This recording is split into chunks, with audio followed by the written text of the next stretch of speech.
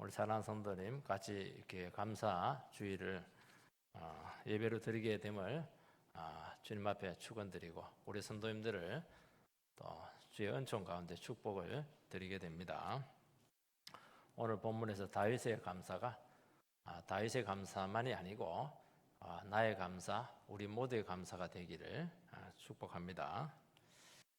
원래 이제 추수감사절은 청교도들이 신앙의 자유를 찾아서 신대륙을 이렇게 건너옵니다.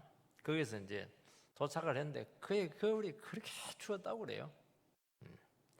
그래서 겨우 이제 생존하고 봄이 되었는데 뭐 땅이 있습니까? 밭이 있습니까? 아무것도 없어요.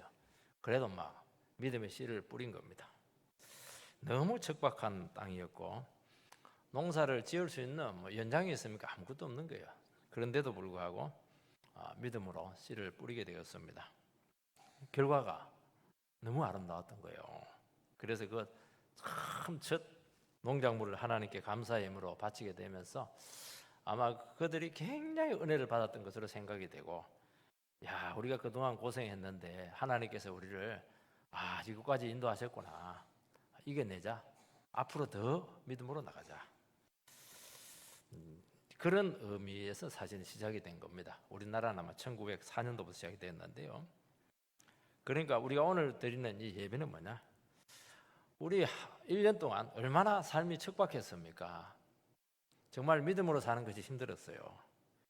그런데 이겨냈습니다.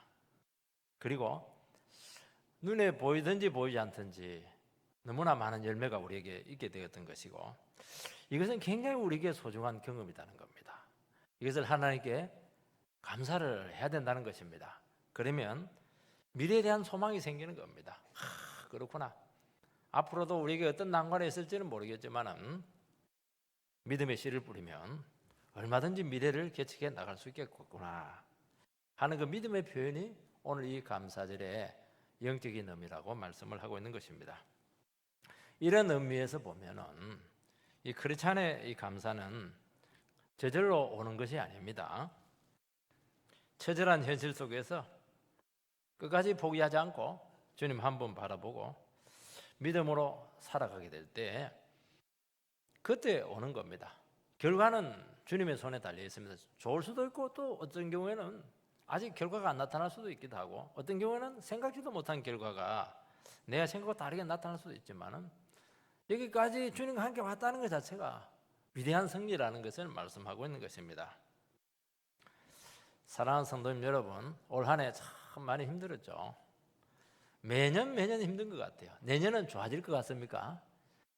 내년도 만만치가 않을 겁니다. 그러나 오늘 이렇게 함께 우리가 주님 앞에 감사 예배를 드린 것이 참 귀한 겁니다. 그리고 여기서 하나님 앞에 다시 한번 감사를 드리게 될 때 이미 우리는 승리한 것입니다. 내년도 하나님께서 우리를 이끄시고 인도해 주실 것입니다. 그래서 오늘 우리 이 시간 우리 감사 주의를 드리게 되는데 어떻게 주님 앞에 감사를 드리는 것이 이게 제일 합당한 것인가 하는 것을 세 가지 점을 가지고 여러분과 나누게 되기를 소망합니다.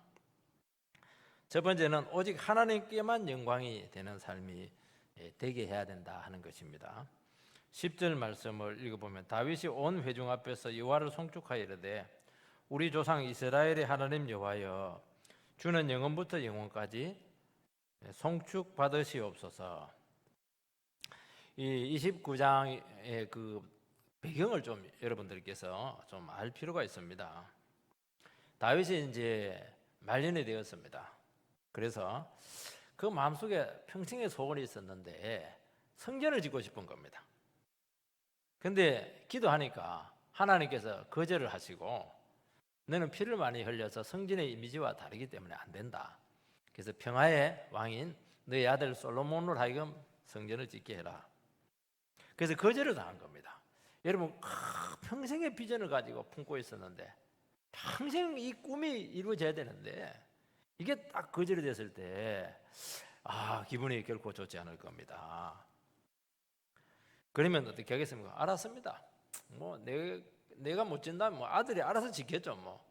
그래서 어떻게 보면은 뒷짐지고 있을 수도 있는데도 불구하고 다윗은 그렇게 할 수가 없었어요. 솔로몬은 많이 어리고 성전을 이게 짓는 게 만만치가 않거든요. 이 건축법이 어렵습니다. 올 한 해 저희들이 지금 1층에 식당 하나 짓는데도 이게 얼마나 처음으로 한번 해봤는데, 이야, 식당 하나 땅 다 있고 다 있는데도 이게 짓는 게 절대로 간단하지 않다는 것을 제가 참 뼈저리게 느끼고, 하나님 건축 없이 크게 붕대게 달라고 막 그렇게 기도가 나올 정도였습니다. 다윗은 이제 사명 끝났다. 이제 성전은 이제 아들에게 지으면 되고 나는 이제 말년을 정리하고 편안한 노후를 보내야 되겠다. 그렇게 할 수도 있었죠. 그러나 다윗은 그렇게 할 수가 없었어요. 성전은 못 지어도 그래도 내가 할 수 있는 최선을 다해야 되겠다. 그래서 어떻게 합니까? 기술자도 마련해 놓고 장작도 기둥도 하고 건축 재료, 자금 이런 것들을 전부 다, 그리고 성전에 얼마나 많은 금덩어리가 들어갑니까? 금들을 다 모아놓고 이렇게 해서 딱 성전만 짓도록 다 그렇게 만들어 놓은 겁니다. 이거 보면 역시 다윗입니다. 다윗이요. 다윗은 마지막까지 성전을 향한 하나님 나라에 대한 이 비전을 포기하지 않았던 종이었습니다. 이것이 그의 영혼을 막 뛰게 했고 주를 위한 삶이 되게 했고 끝까지 긴장의 끈을 놓치지 않고 마지막 주님께 부름받는 그때까지 최선을 다했던 그런 삶의 비결이었다는 것을 말씀하고 있습니다. 성도는 어떤 존재냐? 성도는 나를 위한 삶도 있어요. 나를 위한 꿈도 있고 나의 성공을 위한 삶도 있습니다. 그러나 그것이 1차적이 되지 못한다는 거예요. 주님을 높이고 어떻게 하든지 하나님 나라를 세우고 주님께 영광을 돌릴까, 하나님 나라를 확장할까, 이것이 1차적인 목적이 되어야 된다는 것입니다. 나의 꿈은 따라오는 거예요. 하나님의 꿈만 생각하면 가슴이 벌떡벌떡 뛰는 겁니다. 평안하고 잘 살아도 나태할 수가 없는 거예요. 왜냐하면 나는 위대한 가치를 가진 비전이 있기 때문이죠. 힘들어도 포기할 수 없는 거예요. 여기서 강력한 삶의 동기가 나온다는 겁니다. 우리 조상 이스라엘의 하나님 여호와여, 주는 영원부터 영원까지 송축 받으시옵소서. 다윗은 조상 때부터 함께 하신 하나님이 어떻게 하든지 영원히 대대손손 영원히 송축받게 하는 것이 나의 인생의 가장 큰 목적입니다 하는 것을 고백하고 있는 것입니다. 내내만 반짝하고 복받는 게 아니고 후손들에게도 영원히 하나님 줄을 놓지 않게 만들어가지고 계속 하나님과 함께하는 그런 축복이 이루어지게 하는 것이 삶의 목적이었다는 것입니다. 그것이 무엇으로 나타나게 되었는가? 이 성전에 대한 뜨거운 사랑으로 나타나게 되었다 하는 것을 말씀하고 있는 것입니다. 원래 다윗은 이 성전의 사람이었어요. 다윗은 그렇게 성전을 사모했어요. 다윗이 사울에게 쫓길 때 얼마나 고생을 많이 했습니까? 처음으로 도망간 곳이 사실은 성전이었어요. 왜냐하면 피할 데가 없었어요. 성전을 가가지고 거기서 뭐 또 당했죠. 그리고 그렇게 고생을 많이 했는데도 불구하고 고생보다도 훨씬 다윗의 마음을 아프게 했던 것이 무엇이냐면은 도망다니니까 성전에부터 자꾸 멀어지는 거예요. 성전 예배를 드리지 못하는 것이 이게 그의 마음을 그렇게 힘들어했던 것입니다. 그래서 그가 왕이 되었을 때 가장 먼저 한 것이 무엇이냐면은 어떻게 하면 왕권을 강화시킬까, 정치적인 안정을 가져올까, 경제를 회복시킬까, 민심이 하나 되게 할까, 얼마나 많은 일들이 있었겠습니까? 그러나 그것이 아니었어요. 법궤를 바로 예루살렘으로 옮겨가지고 하나님이 이 나라를 다스려야 됩니다. 하나님이 하나님의 위치에 올라가셔야 됩니다. 신정 통치를 이루어야 됩니다. 내가 이 나라를 다스리는 것이 아닙니다. 이렇게 했던 거예요, 이게. 그래서 다윗은 하나님을 예배하고 이스라엘이 하나님이 다스리는 하나님 나라가 되게 해달라, 그런 고백을 하게 되었던 것입니다. 이 비전이 모든 난관을 이기겠고 안정되고 번영이 왔을 때도 불구하고 안주하지 않게 했고 계속 자기 자신을 채찍질하게 했던 근본 동력이 되었다고 말씀하고 있습니다. 오늘 우리를 이 시간 여기까지 오게 하신 주님을 찬송하시기 바랍니다. 우리는 여기까지 온 거예요. 예배를 드린 겁니다. 우리가 무엇을 주님 앞에 찬송드리고 감사를 드려야 되겠습니까? 내가 힘들고 어려웠지만은 내 영혼 썩지 않고 병들지 않고 여기까지 내 자신을 지킨 거예요, 이게. 또 세상적으로 좀 더 형편이 나아졌을 수도 있습니다. 그러면요, 사람이 또 나태해지게 되거든요. 그래서 내가 주님을 생각하면서 더 큰 꿈을 가지고 내가 주님 앞에 내 자신을 드리게 된 것이 있다면은 이거는 정말 큰 감사의 제목이 될 것입니다.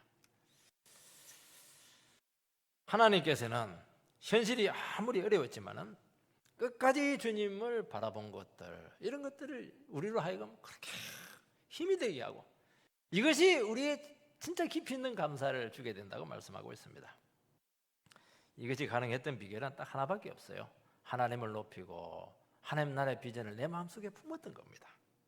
나를 통해서 주님 영광 받으셔야 됩니다. 나를 통해서 하나님 말씀이 이루어져야 됩니다. 나의 기도가 반드시 응답돼야 될 줄 믿습니다. 이거 가지고 살아오지 않았겠습니까? 이런 비전이 있는 백성은 망하지 않는다고 말씀했습니다. 꿈이 있는 사람들은요, 먹고 사는 문제 이게 매이지 않아요. 생존의 문제, 돈 문제, 가정 문제. 올 한 해는 너무 인간적으로 외로웠어요. 너무너무 밤이 외로웠어요. 수많은 난관들, 걱정들이 너무 많았어요. 우리가 하나님 말씀으로 살아있으면요, 다 이겨냅니다. 어렵고 힘들고 고통스러울수록 더 강력한 힘으로 우리를 떠받쳐주게 된다고 말씀하고 있는 것입니다. 제가 지금까지 여기 온 그 삶의 원동력이 뭘까? 저는 그 설교를 준비하면서 다시 한 번 더 생각을 해보았습니다. 왜냐하면 그래야 저도 하나님께 감사의 제물을 드릴 수가 있기 때문이죠. 저는 하나밖에 없었습니다. 하나님 말씀을 이렇게 밝히고 어떻게 하든지 말씀으로 이 교회를 이렇게 세우는 겁니다. 이것이 모든 난관을 이기게 했고 이 자리까지 오게 하고 포기하지 않고 달려온 강력한 힘이었다는 것을 알게 되었습니다. 저는 내가 왜 존재할까? 어느 순간 이 존재 의미가 별로 없는 것 같아요. 그래도 이것만 딱 생각하면 막 삶의 어려움이 생기고 내가 참 소중하구나. 내 삶의 가치가 막 새롭구나. 그리고 세상으로부터 자유로워지는 것을 많이 느끼게 됩니다. 여러분, 이것이 있어야 돼요.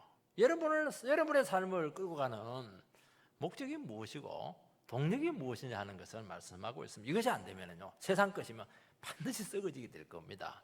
진부해지게 되고 허무하게 된다고 말씀하고 있는 거예요. 이것이 있으면 어려워도 원망하지 않고 아무리 잘 나가도 세상에 빠지지 않게 되는 것입니다. 이 세상에서도요, 꿈을 가진 사람은 망하지 않습니다. 그리고 난관이 있어요. 꿈이 클수록 난관은 더 강할 겁니다. 그래도 그 난관을 극복해서 반드시 성공할 겁니다. 겉으로 성공 안 했던데 아니에요. 삶 자체가 이미 성공입니다. 그게. 꿈을 가진 사람은 아무리 가난하고 열악해도 일단 정신이 살아있어요.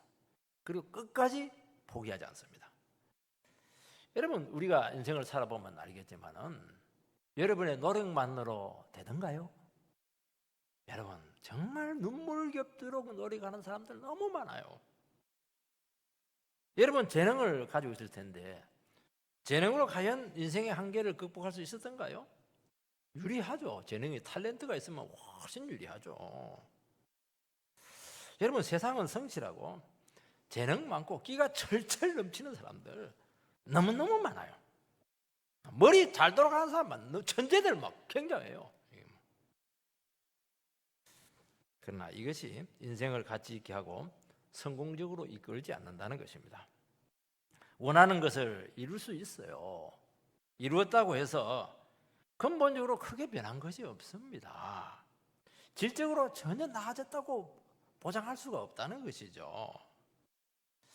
원하는 것을 이루고 낙심하고 도리어 허무에 빠질 때가 참 많습니다. 여러분, 그러나 하나님 앞에서 가지고 있는 이 비전들, 꿈들, 하나님을 높이려고 하는 그 열정들, 영혼에 대한 갈망들, 하나님 말씀에 대한 헌신들, 나를 통해서 하나님의 뜻이 이루어져야 되고 하나님이 나를 축복하셔서 세상을 축복해야 됩니다. 이야, 이런 것이 있게 될 때 이게 목적이 돼야 돼요. 그러면요, 회복이 일어나게 되고 끝까지 썩지 않고 주님을 향해서 달려갈 수 있게 되는 것이죠. 그리고 반드시 이 사람은 결과와 상관없이 현실에 안주하지도 않고 자포자기하지도 않고 끝까지 달려갈 수 있는 것입니다. 여러분, 이 나라는 전쟁의 폐허 위에서 이 백성들이 절망만 하지 않았어요. 원래 월드 비전, 우리나라는 이제 선명해지거든요. 선명해. 한경지 목사님을 중심으로 해서 세워지게 되었는데 고아들이 너무 많았어요. 전쟁하고 나서 이 고아들을 어떻게 하든지 구제하고 도와야 되겠다. 그렇게 해서 이제 만들어진 것인데, 이 선명해, 이게 나중에 문선명이 그 이름을 따가지고 굉장히 지금 헷갈리고 있는 거예요, 사람들이. 이게 원래는 그렇지가 않아요. 울어도 시원치가 않는데 그 고아들을 모아가지고 선명의 합창단을 딱 만들었어요. 너희들 울지 마라. 너희들 소망을 노래해라. 그 합창단을 통해 가지고 막 전 세계로 가면서 막 노래를 불렀던 거예요. 고해들이 이 나라를 살린 거예요. 그 노래가 한국을 그렇게 자랑했던 겁니다. 이거 이 비전이죠, 비전. 그 폐허 위에 뭐 먹었습니까? 그거 쓰레기 때문에 뒤져가지고 그냥 하루하루 끼니를 그냥 연명하던 그 아이들 아닙니까? 그들에게 무슨 소망이 있어요? 복음을 노래했고 꿈을 심어주었고, 그들이 결국에는 이 나라의 지금 토대가 되었다는 것을 말씀하고 있는 것입니다. 여러분, 힘든 한 해를 지금 보냈을 겁니다. 예전에 참 많이 어렵고 힘들죠. 상황이 나아진 것 같지도 않습니다. 눈에 보이는 결과가 팍팍 나타나면 얼마나 힘이 나고 신바람이 나겠습니까? 그러기 되기를 참 원합니다. 또 그리 안 될 수도 있습니다. 그러나 우리가 하나님 말씀으로 씨름을 하고 힘들고 어려운 가운데서도 불구하고 내 영혼을 방치하지 않고 무너지도록 내두지 않고 어떻게 하든지 몸부림치고 예배도 나오고 다니엘 기도도 나오고 새벽에도 나오고 어떻게 하든 내가 지켜야 되겠다. 이것 자체가 최고의 하나님께 드릴 수 있는 감사 제목이라고 말씀하고 있는 것입니다. 정말 그분들에게 박수를 쳐주고 싶어요. 어려운 처지에서도 복음을 붙잡고 우리는 현실을 이겼습니다. 미래를 향해서 우리는 한 걸음 더 나아갈 수 있는 그런 힘을 가지게 되었다면 얼마나 앞으로 하나님께서 영광을 받으시겠습니까? 여러분, 더 이상 우리 자신 문제에 너무 빠지지 마시고요. 더 이상 내 가족이나 내 범주 안에 테두리에서 이렇게 갇히지 마시고 한 번 더 내 자신을 깨고 한번 나가보시기 바랍니다. 여러분들이 생각했던 하나님 앞에서 가졌던 그 위대한 꿈들은 반드시 그 날이 찾아오게 될 줄 믿고 내 대에 안 오면 내 아들 대에 반드시 이루어지게 될 겁니다. 다윗은 자기 대에 못했어요. 아들 대에 그게 성취되지 않습니까? 하나님이 주신 이 아름다운 꿈은 반드시 이루어지게 될 줄 믿습니다.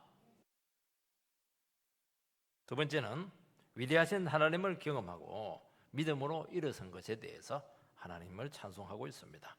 11절 12절 말씀을 읽어보면 여호와의 위대하심과 권능과 영광과 승리와 위엄이 다 주께 속하여 사오니 천지에 있는 것이 다 주의 것이로소이다. 여호와의 주권도 주께 속하여 사오니 주는 높으사 만물의 머리이심이니이다. 부와 귀가 주께로 말미암고 또 주는 만물의 주제가 되사 손에 권세와 능력이 있사오니 모든 사람을 크게 하심과 강하게 하심이 주의 손에 있나이다. 지금 다윗이 하나님을 찬양을 하는데요, 너무 다양하게 찬양을 해요. 하나님의 너무 많은 부분을 지금 가지고 주님을 높이고 있습니다. 위대하심, 권능, 영광, 승리, 위엄, 이런 것들은 이제 하나님의 독특한 속성이지 않습니까? 그것만 찬양하는 것이 아니고 모든 것은 하나님의 겁니다. 하나님의 소유권을 지금 찬양을 합니다. 그리고 모든 권세는 주님께 있습니다. 하나님의 주권을 지금 선포하고 있습니다. 그리고 우리에게 있는 모든 좋은 것들, 부와 귀, 부귀죠, 부귀. 이것도 하나님께서 주셨고, 나를 크게 하신 것도 하나님께서 했고, 나를 강하게 하신 것도 다 하나님이 하셨습니다. 그러니까 이렇게 여러분들 찬양을 하려면 이렇게 해야 돼요. 전부 다 고백을 해야 됩니다. 우리는 찬양이 너무 빈약해요. 감사가 너무 빈약해요. 감사 결과만 가지고 몇 가지. 이번에 시험을 좀 잘 본 것 같아요. 그 외에는 아무것도 없어요. 여러분 감사는 이렇게 하는 겁니다. 내가 만난 하나님을 노래하고 찬양하는 겁니다. 우리는 모든 것을 다 알 수도 없고 다 가지고 살아갈 수도 없어요. 우리는 경험이 참 짧습니다. 그래서 우리는 어떤 어려운 문제만 생기고 또 생소한 문제만 닥치기만 하면 항상 낯설어요. 도무지 어떻게 해야 될지 당황스럽습니다. 그래서 우리는 참 내가 너무 모르는구나, 내가 너무 부족하구나, 이런 고백을 입에 달고 살 수밖에 없습니다. 그렇지만 우리는 이 복잡하고 미래를 예측할 수 없는 이 어려운 현실을 살아가야 되는 것입니다. 여러분, 현실은 우리 예측대로 되는 게 하나도 없습니다. 항상 우리는 선택의 기로에 있고 그 선택에 대한 결과에 대해서 내가 전적으로 책임을 져야 되기 때문에 참 이게 두려운 겁니다. 이때 우리가 할 수 있는 것은 하나밖에 없어요. 다 몰라요. 또 할 수 있는 힘도 없고 판단에 또 부족해요. 딱 하나 합니다. 그래도 하나님을 내가 바라보겠습니다. 그리고 하나님께서 주신 이 말씀, 현실과는 좀 동떨어져 보일 수 있을지 모르겠지만은, 이해가 안 되지만은 그냥 하나님 말씀 붙잡고 가겠습니다. 이거밖에 없는 거예요, 이게. 근데 지나고 보면 이게 최고의 지혜였고 최고의 선택이었다는 것을 지금 고백하고 있는 겁니다. 나의 삶에 하나님을 인정하고 고백하게 될 때 하나님께서는 최고가 되게 하시고 최선이 되게 하실 줄 믿습니다. 저는 하나님을 알고 있어요. 뭘 알고 있냐? 내 머리 썼다, 편법을 썼다, 인간적인 방법 썼다. 자, 꾀도 별로 없지만은 꾀도 없는 사람이 꾀부리면 완전히 들통이 나요. 전부 다 그게 이익이 된 적이 없고요, 전부 다 손해일 뿐만 아니라 그것 때문에 부끄러움 당하고 그것 때문에 막 고통 당하고 그것 때문에 넘어지게 되더라니까요. 그래서 어떻게 해야 되냐? 하나님 하세요. 하나님 붙잡고 막 기도하면서 말씀 붙잡고 은혜 받고 내 자신을 지키면서 가는 겁니다. 그러니까 최고가 되게 했고 최선이 되게 했습니다. 이것은 제가 경험하고 여러분들에게 선포하는 것입니다. 머리가 팍팍 돌아가죠. 그 머리가 멈춰야 돼요. 그리고 하나님 말씀을 딱 붙잡으시기 바랍니다. 하나님 말씀을 붙잡지 않는 분들의 특징이 뭐냐? 하나님 말씀이 전거돼도 이게 안 들어와요. 여러분, 정말 하나님 말씀대로 되고 하나님 말씀이 최선이고 최고라고 하면은 이 자리에서 그 말씀을 놓칠 수가 있겠습니까? 저는 그게 이해가 안 되는 거예요. 그게 여기에 길이 있는데 진짜 이 고백을 했다고 하면은 이 말씀을 여러분들이 한 말씀만 놓칠 수가 있겠습니까? 그거 전부 다 그게 금덩어리고 복이 될 텐데요.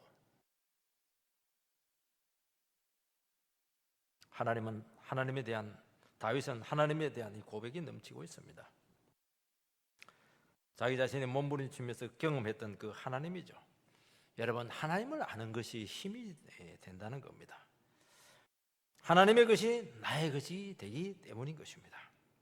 저는 이번 그 다니엘 기도회 때 한 말씀을 저에게 참 감동이 되었어요. 어떤 말씀이냐니까, 하나님이 나를 보시고 기쁨을 이기지 못한다.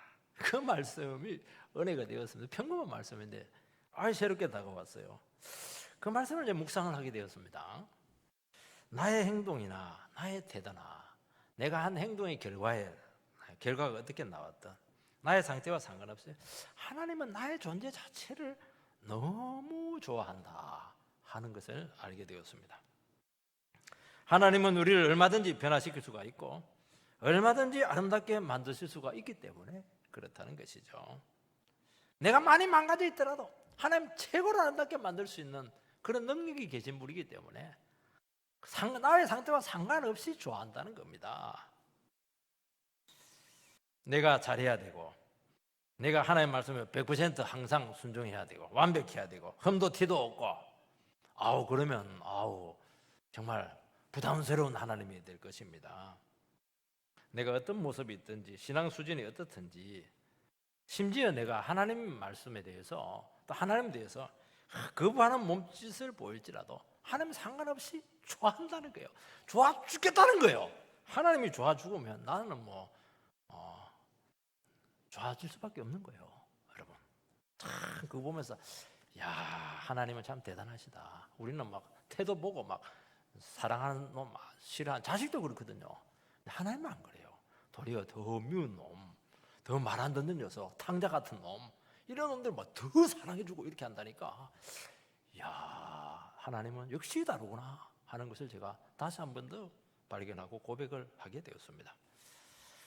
다윗은 모든 것이 주께 속했다고 선포하고 있습니다. 내 것 아닙니다. 나에게 있는 부귀와 지위와 권세도 다 주께로 받은 것입니다. 위임된 것이죠. 나에게 있는 생명들, 물질들, 자녀들 전부 다 하나님께서 나에게 맡기신 것입니다. 여기서 이제 위임 통치가 나오고요, 청지기 의식이 생기게 되는 것입니다.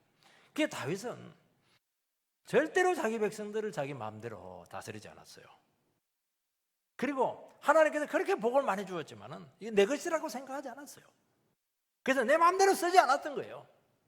그 많은 금이 있었지만 내 마음대로 안 쓴다. 성전의 기구로 써라. 금을 갖다 바친 겁니다, 이게. 그래서 주인의 뜻에 민감해야 됐고 그 뜻에 맞췄던 것을 알 수가 있습니다. 많이 받을수록 더 책임이 커지게 된다는 것입니다. 하나님께서는 오늘 우리들을 지금 평가하고 있습니다. 우리는 자꾸 사람의 평가에 예민해요. 사람의 평가는 참고 사항입니다. 그리고 잘못된 이 지침을 줄 가능성이 참 많아요. 그리고 우리는 우리 자신들에 대해서도 평가를 내리고 있는데 이것도 결코 맞지 않아요. 결정적이지 않아요. 여러분, 세상의 평가는 말씀의 길에서 우리를 벗어나게 한다는 것입니다. 그리고 우리는 이 땅에 살지만은 우리가 한 대로 다 보상받지 못할 겁니다.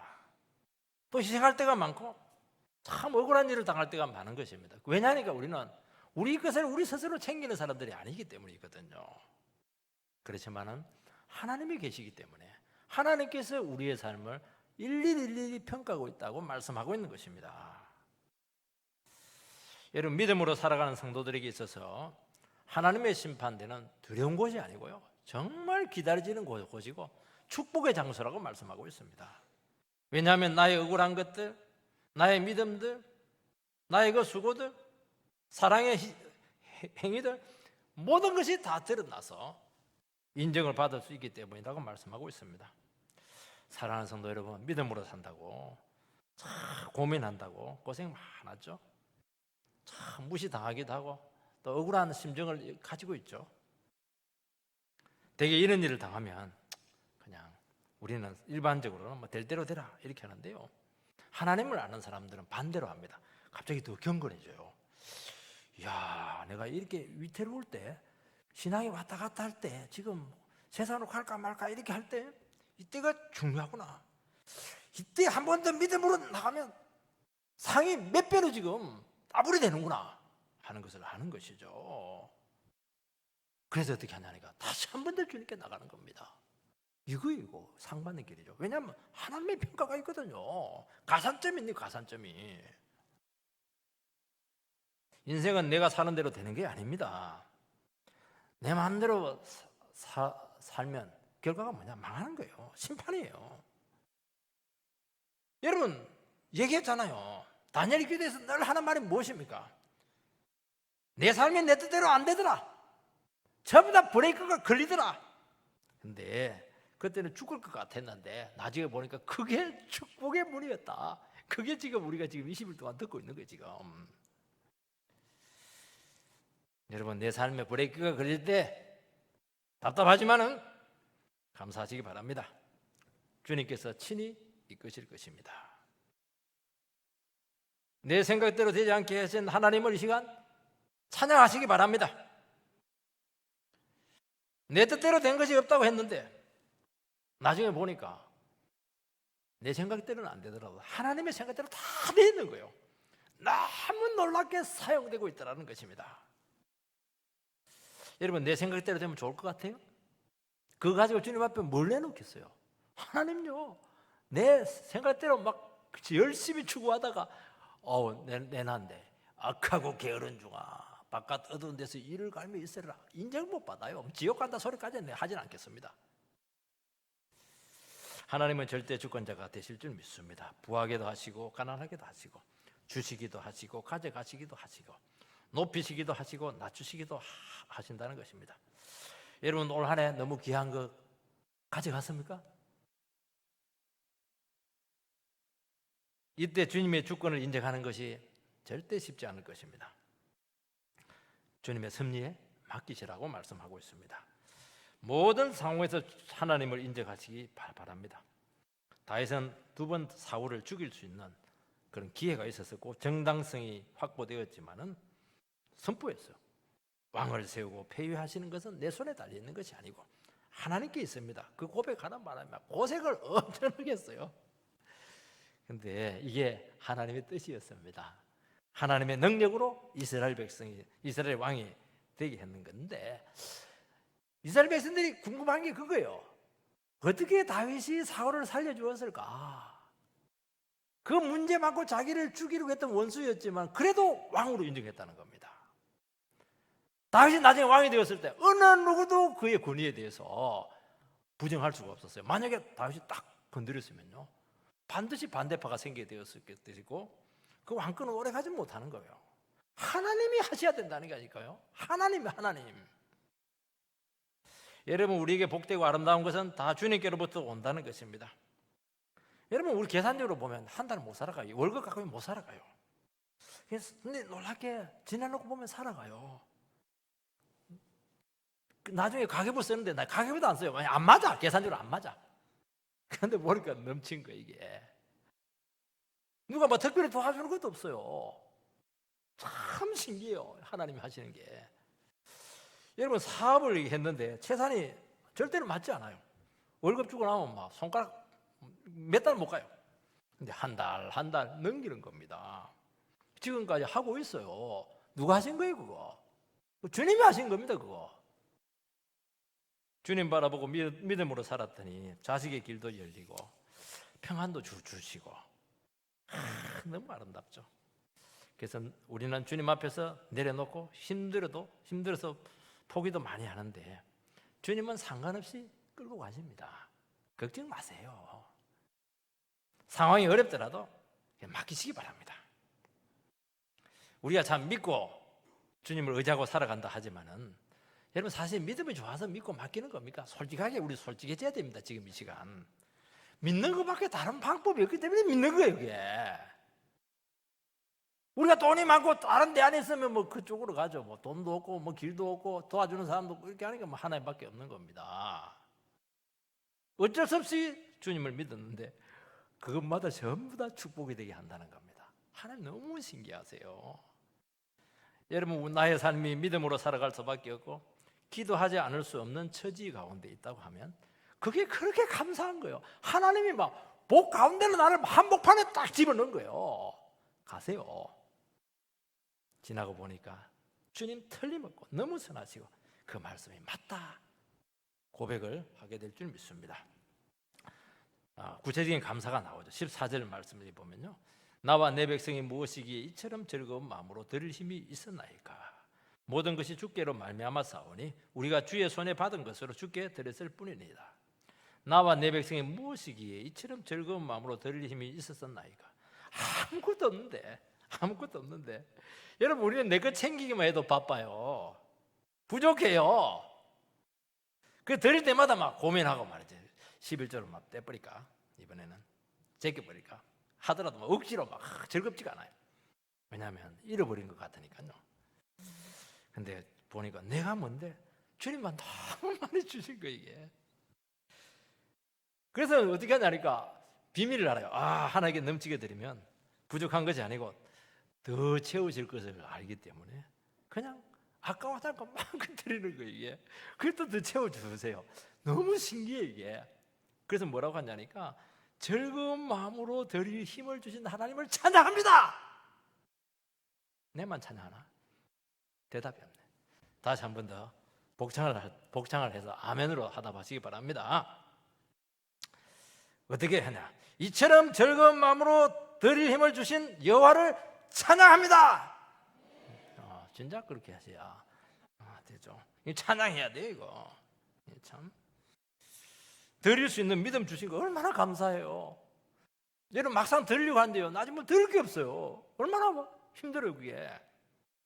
15절 말씀을 보면 우리는 우리 조상들과 같이 주님 앞에서 이방 나그네와 거류민들이라 세상에 있는 날이 그림자 같아서 희망이 없나이다.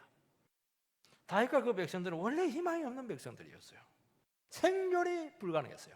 왜냐하면 이방 나그네였죠. 거류민이에요. 거류민. 굴러온 돌이고 정착이 안 되고 정체성이 없고 뿌리를 내리지 못하는 백성들이었습니다. 부평교처럼 떠돌이 인생들이었죠. 그림자처럼 언제라도 사라질 인생입니다. 이들이 한 것은 하나님 한 분 바라보고 하나님 말씀 죽으라고 붙들었죠. 근데 놀랍게 말씀 붙든 그 자리에 뿌리가 깊이 박혀서 영원히 마르지 않고 부족함 없는 생명력으로 공급이 되더라는 것입니다. 하나님의 손이 우리를 붙잡고 인도하신다는 것이죠.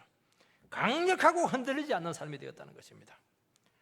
우리는 자기 자신의 노력이나 커리어로 이곳에 서 있습니까? 아니에요, 여러분. 착각하고 있는 겁니다. 우리의 그 대단한 것 같아요? 그림자예요. 햇빛 옮기면 싹 없어지는 거예요, 이게. 얼마나 취약하고 얼마나 무너지기 쉬운가 하는 것을 아마 여러분 새벽 되면 아마 느낄걸요?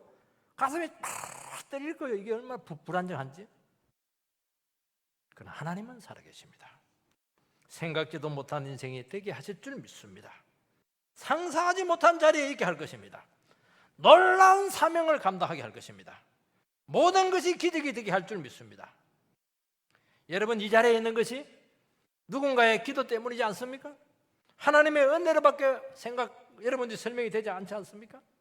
나는 아무것도 아닌데 너무 많이 받아서 늘 빚진 자로 살아가는 거 이게 자원해서 막 드린다는 겁니다. 사랑하는 성도 여러분, 감사절을 맞이해서 감사하시기 바랍니다. 감사는 힘이에요. 감사하면 과거가 정리되게 될 것이고 현실을 이기게 할 것이고 미래가 열릴 줄 믿습니다. 하나님의 축복으로 모든 것이 이루어지게 될 줄 믿습니다. 불평해보세요. 이스라엘 백성들은 광야에서 다 죽습니다. 딱 감사했던 두 사람 여호수아 갈렙만이 축복의 땅으로 들어갔던 것입니다. 다윗에게는 성전을 짓는 것이었죠. 건물이 아닙니다. 내 자신과 후손들에게 그 위대하신 하나님의 복을 빼앗기지 말라는 거예요. 오늘 우리 이 시간 다시 한 번 더 주님 앞에 내 자신을 드려서 무엇이 하나님 앞에 가장 가치 있는 것인가 하는 것을 깨닫고 그 삶에 자기 자신을 온전히 들이시게 되기를 주의 이름으로 축원드립니다.